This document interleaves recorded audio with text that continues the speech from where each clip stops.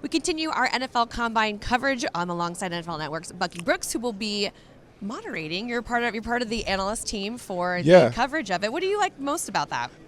To me, I just think it's an opportunity to kind of connect a new generation to these teams. So begin to bring about the new generation of stars, the guys that we're going to talk about for the next 5 or 6 years in the NFL. So it's exciting to see who's coming.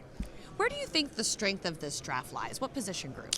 The strength of the draft lies all on the defense. When we think about the interior defensive line, we think about the guys on the perimeter, the edge guys. It is a meat and potatoes draft. And so if you're in need of defensive personnel, you certainly can get in this draft. I have a feeling the Vikings may go a little defense, right? You think? I don't know. It seems like they want to address the interior defensive line. There are some free agents up at the corner position, some free agents at safety. So what position, if you were to draft for the Vikings defensively, where would you go? When you're thinking about building your team, you got to build your team to win in the division. When you look at what Detroit is doing, you look at what the Packers are doing, you got to be able to fortify it up front. If you're the Minnesota Vikings, you want to make sure that you're dominant at the point of attack. You have some guys up front that certainly can play and made an impact, but you want to continue to do that so Brian Flores can really empty the bucket.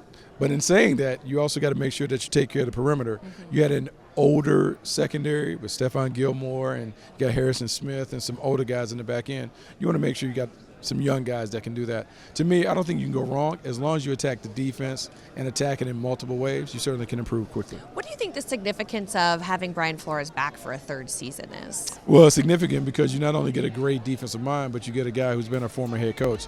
That enables Kevin O'Connell to bounce ideas off of him as he's beginning to think about, here are the problem areas that we're having on the team. Here's how we have to go to the next level.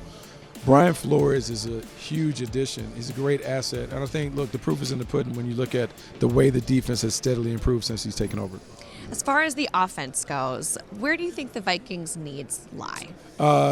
Big-time running back would be the first thing. Regardless of whether Aaron Jones comes back or not, to me, next level, it's about the running game and having someone that can impact it in that dot position behind the quarterback. Because the better the running game, the more likely you can get one-on-one coverage on the outside for Justin Jefferson and Jordan Addison.